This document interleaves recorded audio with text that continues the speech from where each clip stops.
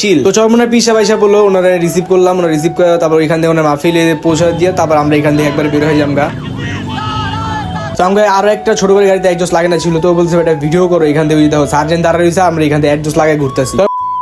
আসসালামু আলাইকুম এভরিওয়ান, কি অবস্থা সবার? আশা করি সবাই ভালো আছো। সো আমি Ahmed Sujan and guys welcome to my new blog. So আজকে 1 মাস পর ব্লগ করতে বের হইলাম। শরীরের কন্ডিশন বেশি ভালো ছিল না, আর এমনি তো কোথাও বের হই নেই গা। এখন আলহামদুলিল্লাহ শরীর পুরো ঠিকঠাক আছে। সো এই কারণে আজকে একটু বের হইলাম। সো আজকে শুক্রবার নামাজ পড়ে বের হইলাম, একসাথে সবাই গাড়ি মারি নিয়ে বের করুম এর জন্য। আর এলাকা থেকে ভাই প্রচুর পরিমাণে কল দিতেছিল, কারণ আমার অলরেডি অনেক লেট হয়ে গেছে গা, মানে সবাই হিসাবে শুধু আমরাই বাকি ছিলাম। তো আমরা রেডিমেড হয়ে বের হয়ে গেলাম গা। আর এদিকে নীরব আবার গাড়ির মধ্যে একজস্ট লাগাইছে, যার কারণে আরো বেশি লেট হয়ে গেছে গা, মানে প্রচুর পরিমাণে লাউডলি সাউন্ড দেয় হলারটার জন্য। মূলত এই অ্যাডজাস্টটা লাগানোর কারণ হচ্ছে আজকে সাইন চাচা একটা শোডাউন আছে, গাড়ি মারি একদম 1 লাখের থেকে যত গাড়ি আছে সব একসাথে বের হইব।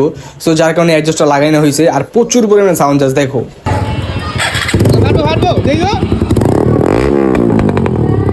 দেখলে তো কি পরিমাণে সাউন্ড, এটা জাস্ট নর্মাল। আর ফুল পিক আপ দিলে তো কোনো কথাই নেবে, এলাকা পুরো গরম। সো এতগুলো গাড়ির মধ্যে 2-4টা এরকম গাড়ি লাগে। সো যার কারণে আজকে অ্যাডজাস্টটা লাগান মূল উদ্দেশ্য। তো আমাদের বের হওয়ার কথা ছিল 2টার দিকে, আর এখন বাজে অলরেডি 3টা। এই অ্যাডজাস্ট লাগাইছি যার কারণে এত পরিমাণে লেট হয়ে গেছে। তো আমার বাসায় আসি, বাসায় এসে দেখি ভাই 40টা প্লাস কল দিছে, মানে কি পরিমাণে প্যারা দিছে। তারপরে ফোনটা হাতে নিয়ে তাড়াতাড়ি কলটা ব্যাক করলাম, ব্যাক করে বললাম যেটা কাজ করে তোমরা এখান থেকে বের হয়ে যাও, আমরা একটু পরে তোমাদের এখান থেকে সবাই একসাথে অ্যাড হোম নেই। তো ফাইনালি সবাই একসাথে রেডিমেড হয়ে তারপর বের হয়ে গেলাম গা। আর আজকে তো ভাই মানে যা লাগবো, মানে জাস্ট দেখবা কি পরিমাণে শোডাউনটা হয়। আর শাওনর আজকে সকালে গেছিল মুন্সিগঞ্জ আলদি। সো আলদি বাজার থেকে ওরা আসছে, তারপর ওদের প্যারামেরা দিয়ে কল দিয়ে তারপর বের করছে। তো আইসা বললাম না, আইসা দেখি ভাই ওরা সব গাড়ি মারি সাইডমেন্ট করে পুরো রেডি, মানে প্রচুর পরিমাণে লোকজন আজকে এখানে। ওরা 1 ঘন্টা আগে এখানে আসছে, আর আমরা 1 ঘন্টা লেট, মানে কি একটা অবস্থা। সো যাই হোক, আজকের ওয়েদারটা তো ভাই একদম পুরো জোস একটা ওয়েদার। তো এখন এখানে একটু বসি, সবার সাথে কথাবার্তা বলি, দেখি কি বলে।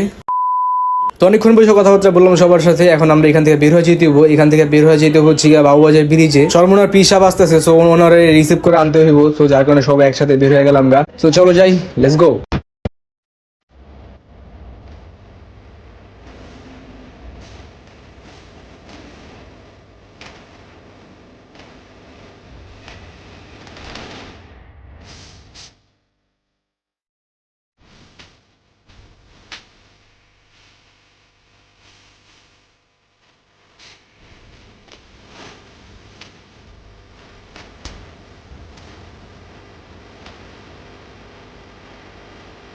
সো এসে বললাম বাবুবাজার ব্রিজে, ওনারা কল দিয়েছে, উনি বলতেছে যে আর 10 মিনিট লাগবে নাকি। সো এখান থেকে আর ব্রিজে ওপার তো আর পারহম না, এখানে একটু দাঁড়াই, এখান থেকে দাঁড়ায় তারপর উনি আসবো, তো ওনার রিসিভ করে তারপর এখান থেকে বের হয়ে যাবো। আর নীরব আজকে পুরাই খুশি, অ্যাডজাস্ট লাগাই মানে ফাড়াইতে আসছে পুরো রাস্তার মধ্যে। এই কারণে সকাল থেকে বলতেছে যে ভাই অ্যাডজাস্ট থেকে লাগামো নাকি লাগামো না। আমি বললাম যে তোমার ইচ্ছা, যদি লাগাও তাহলে লাগাই দেবে, না লাগাইলে বাদ দিয়ে দাও। তো বলতেছে আচ্ছা ঠিক আছে লাগাম না, কিন্তু পরে আবার বললো আচ্ছা ভাই ঠিক আছে লাগাই চলো। তো আমাকে আরো একটা ছোট করে গাড়িতে অ্যাডজাস্ট লাগানো ছিল, তো বলছে এটা ভিডিও করো এখান থেকে, দেখো সার্জেন্ট দাঁড়া রয়েছে, আমরা এখান থেকে অ্যাডজাস্ট লাগাই ঘুরতেছি। তো বলতেছে ভাই এখান থেকে বলতেছে কারো মাথায় হেলমেট নাই, কারো গাড়ি ঠিক মতো কাগজপাতি নেই, সব গাড়িতে অ্যাডজাস্ট লাগে না, তারপর আমার গাড়ি ধরতেছে না, কি একটা অবস্থা বুঝে গেলা। তো আবার চিলে বলতেছে স্যার এই যে অ্যাডজাস্ট লাগে না, স্যার এই যে কাগজপাতি নেই, স্যার এই যে হেলমেট নাই, ধরেন ধরেন ধরেন। সাব্বাস বেটা। মানে ভাই এই সাইডটা আমরা ভুলেও মানে গাড়ি নিয়ে আসি না, কারণ এখানে প্রচুর পরিমাণ সার্জেন্ট দাঁড়িয়ে থাকে। এখানে মনে করো যে অ্যাডজাস্ট তো দূরের কথা, মানে ঠিক মতো হেলমেট না থাকলে তো অবস্থা খারাপ হয়ে যায়। আর আজকে আমরা সব হ্যাগো সামনে ঘুরতেছি, আঙ্গো যদি পরবর্তীতে পাই, আঙ্গো যে কি একটা অবস্থা করবো এটা তো কোনো হিসাব ছাড়া। তো কাজ হবো না, কারণ আমরা এমনি ছাড়া এইদিকে আসিও না আর আসবো না। সো সমস্যা নেই, প্যারা নাই, চিল। তো চরমনার পিসা পয়সা বললো, ওনারা রিসিভ করলাম, ওনারা রিসিভ করে তারপর এখান থেকে ওনার মাহফিলে পৌঁছে দিয়ে তারপর আমরা এখান থেকে একবার বের হয়ে যামগা।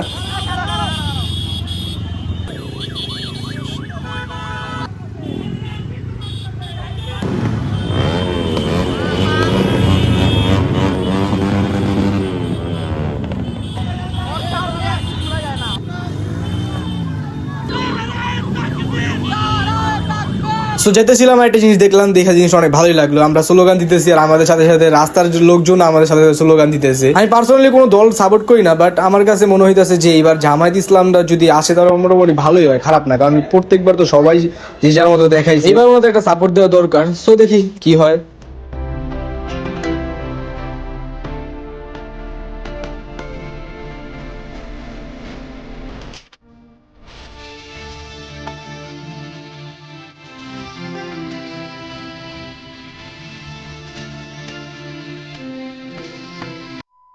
তো তো ঘুরতে ঘুরতে সবাই পুরো ক্লান্ত হয়ে গেছে, ওনারা সবাই নামাই দিয়ে আসলাম আর আমরা এসে বললাম খাইতে, কারণ প্রচুর পরিমাণে ক্ষুধা লেগেছে সবার। আজকের দিনটা ভালোই লাগলো, অনেকদিন পর সবাই একসাথে বের হইলাম গাড়ি নিয়ে। সো আজকের দিনটা জোস ছিল আজকের দিনটা। তো ভাবছিলাম ওনাদেরকে নামাই দিয়ে ভাবছিলাম ব্রাহ্মণগাঁও যাবো, ওইখানে সুন্দর একটা রেস্টুরেন্ট আছে, ওইখানে গিয়ে খাওয়া দাওয়া করবো, কিন্তু ওনারা বলতেছে যে ভাই প্রচুর পরিমাণে ক্ষুধা লাগছে, আর কোথাও যাম না, শরীরের অবস্থা প্রচুর পরিমাণে খারাপ। সো এখান দিয়ে খাওয়া দাওয়া করি, চল এখান থেকে যা যা খাওয়ার এখান থেকে চল খাওয়া লই। কিন্তু দুপুরবেলা বাসা থেকে পোলাও খায় বের হয়েছি, আবার এখানে আবার তেহারি। সো এখন তো পেটে ঢুকবো না, তো যাই কোন রকম দেখি কি অবস্থা খাইতে পারি। আবার রাত্রেবেলা নাকি আরো একটা দাওয়াত আছে, ওইখানে নাকি সবাই মিলে আবার যাইবো। কিন্তু ভাই এই খাওয়া দাওয়া করার পরে আবার রাত্রেবেলা কে যায় কই দিয়ে খাওয়া দাওয়া করে, আমার দ্বারা সম্ভব না। দুপুরবেলা বাসা দিয়ে খাওয়া বের হয়েছি, আবার এখানে খাইতেছি, তো এই খাওয়ার পরে আর অন্য কিছু খাওয়া যাবো না। কিন্তু এদিক দিয়ে ভাই নীরবের কাহিনী দেখে পুরো হ্যাং হয়ে গেছে, মানে ও একটার পর একটা প্লেট নিতেছে, একটা পর একটা প্লেট নিতেছে। অলরেডি 4টা কোয়ার্টার নেওয়া শেষ, আর একটা ফুলও খাওয়া শেষ, আরো নাকি আরো একটা লাগবে।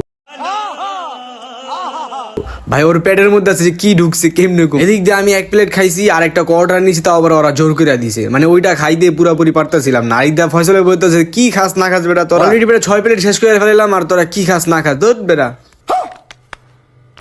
ভাই রে ভাই, এটি কি মানুষ নাকি অন্য কিছু, মানে 6 প্লেট বলে শেষ করে ফেলাইছে, কেমনে সম্ভব ভাই এগুলা। থাক ভাই, আপনাকে দ্বারা অনেক কিছু শিখতে পারলাম, সমস্যা নেই, আমরাও নেক্সট টাইম ট্রাই করুম কি কি করা যায়। উড়ে এলাম সবকিছু খাইয়া ভাই, আপনাকে বাণিজ্যটা অন্তত রাখতে হইব। তো তোমাদের খাওয়া দাওয়া শেষ, তো খাওয়া দাওয়া শেষ করে বের হইলাম, বের হয়ে দেখি আবার ওরা কোক মুখ নিয়ে নিছে, তোকে এখন কোক খাইতে হইব। আর বের হওয়ার পরে শুনি একের জন্য 4 প্লেট 5 প্লেট 3 প্লেট করে খাইছে, আর আমি এখান থেকে 1 প্লেট খাই আর 1 প্লেট নিয়ে অবস্থা খারাপ হয়ে গেছে গা। তো যাই হোক, আজকের দিনটা অনেক ভালো ছিল, সবকিছু মিলা ঝিলা সবকিছু জোস ছিল এক কথায়। সো গাইস, আজকের ভিডিওটা এখানে এন্ড করি। সবাই ভালো থেকো, সুস্থ থেকো, আল্লাহ হাফেজ। দেখা হবে নেক্সট ভিডিওতে তাড়াতাড়ি। সবাই পেজটা ফলো করে দাও, আর ভিডিওতে লাইক দিয়ে দিও, কমেন্ট করে জানাও ভিডিওটা কেমন লাগছে। আর যারা ইউটিউব থেকে দেখতেছো তারা অবশ্যই চ্যানেল সাবস্ক্রাইব করে দিবা। সো দেখা হবে নেক্সট ভিডিওতে।